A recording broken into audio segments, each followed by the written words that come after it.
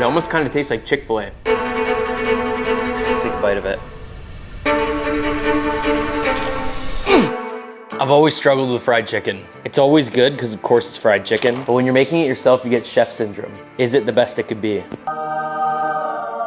Everyone's always saying their mom's or their grandma's fried chicken's the best, but they're lying.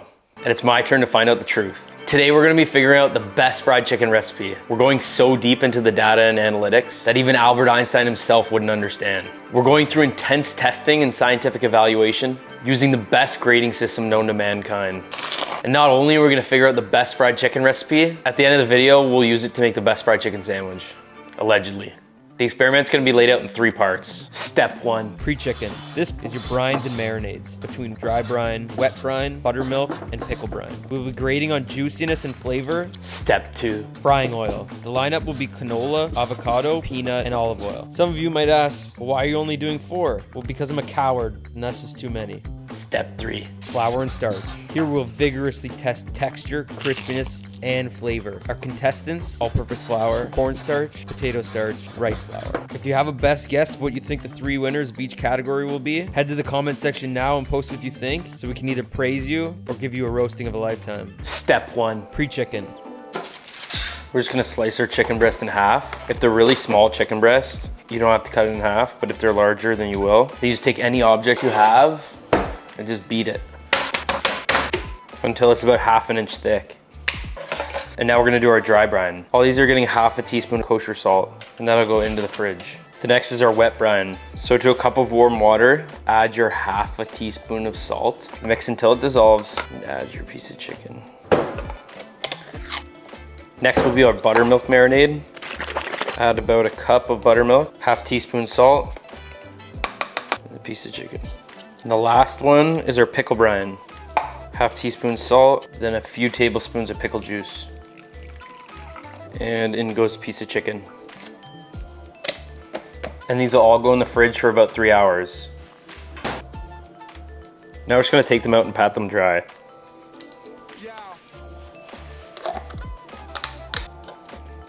To keep it a level playing field, we're gonna fry it all in canola and all-purpose flour and use eggs as the binder, just to control all the variables. Yes, science! So we'll add about 2 cups of all-purpose flour, and we'll add 1 tablespoon of kosher salt. And then we'll beat in 2 eggs. Actually, I changed my mind. We're gonna use buttermilk as the binder for the buttermilk ones, and egg for the non-buttermilk ones. So now we'll just dredge all of our chicken.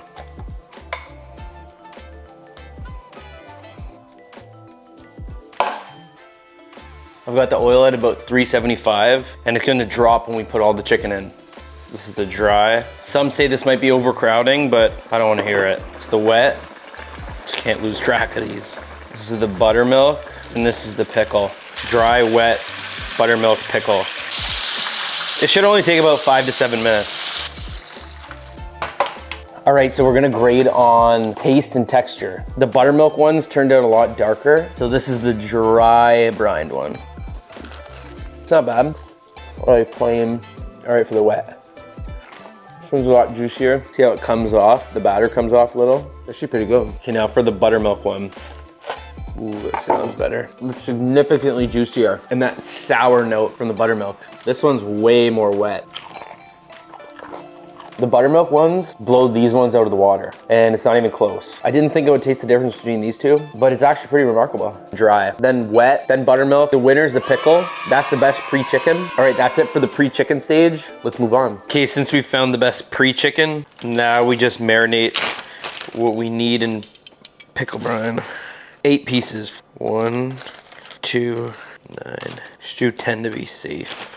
Buttermilk, tablespoon and a bit. And then our pickle juice. You see that? Step 2, oils. Okay, we're in POV mode. Over here, we have peanut oil. Over here, we have canola. Over here, we have avocado and olive oil. And just from here, just about the only thing I can smell is olive oil. So they're all roughly 350 degrees. We're just gonna drop them in. So they should take maybe about 7 minutes. All right, it's been about 8 minutes. We're just gonna go ahead and pull them out. And don't forget at the end, we're gonna use all we learned to make the best fried chicken sandwich. All right, we fried the chicken. So initially, the olive oil one looks like somebody pissed all over it. The canola came out with the best coloring. Peanut came out a little pale, and I'd say avocado's in the middle of peanut and canola. Let's see how they taste. It's just too strong. There's too much olive oil flavor. Canola came out looking the nicest. I don't know if it transfers heat the best. It tastes very synthetic and like floral. I'm not one of those primal guys who's against seed oils and stuff, but it actually just doesn't taste that good. It's kind of like the Splenda of fried chicken. It's got like that artificial sugar taste. Through all my scientific calculations, peanut's the winner because I like that buttery taste. Avocado is a good second, although it doesn't taste as rich as the peanut. It's still very good. Canola is third, and then avocado, we just had to do it. We knew it wouldn't be good, but we just had to try it. So winner's peanut, avocado second, canola third, and olive oil last. All right, so we figured out the best marinade. Step 3, flour. All-purpose flour. Cornstarch. Rice. Potato. All right, we're back in POV action. We have a whole assembly line of peanut oil because we figured out you can't use anything else. And we're gonna start dropping them in. They're all at around 350. And here we go. All-purpose flour, cornstarch, potato, and rice. And right off the bat, we got flour sizzling by a landslide. We got our fried chicken. I fried all these for about 7 minutes and I left them for 15, because not only do I want them crispy, I want the crisp to be long lasting. I feel like that fragrance guy. Power, long lasting fragrance. Power! What was that? Was that something out of my nose? Flavor is very important here. Okay, let's start off with the flour baseline. Pretty good. Some of the bits are still crispy, but it's kind of soft in a lot of places. Okay, next up is corn.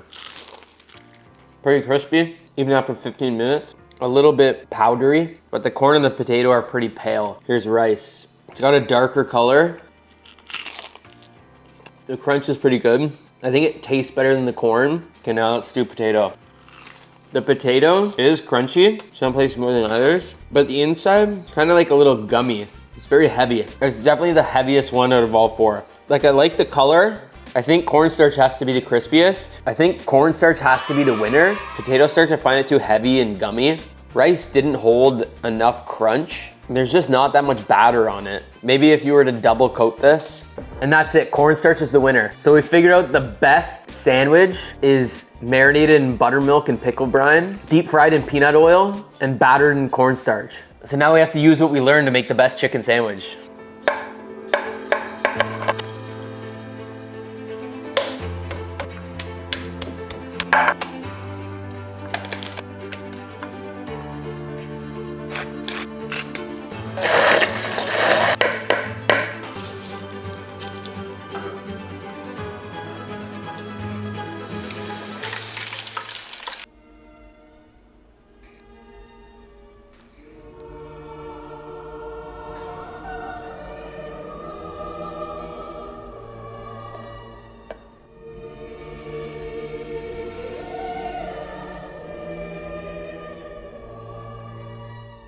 And that's it, guys. The greatest chicken sandwich. Buttermilk and pickle brine, fried in peanut oil, and battered in cornstarch. Take a bite of it.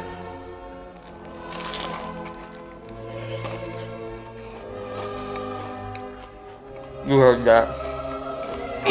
So is it the greatest chicken sandwich? Probably not, because it could have been anything. You like potato starch more than cornstarch, or you don't like the taste of pickle brine, or there was a mix between cornstarch and flour that could have been the best. Or it was one that we didn't even try. But it was still a fun exercise. I hope you enjoyed this video. Hit that subscribe button if you haven't already, and I really appreciate you guys. I'll see you next time.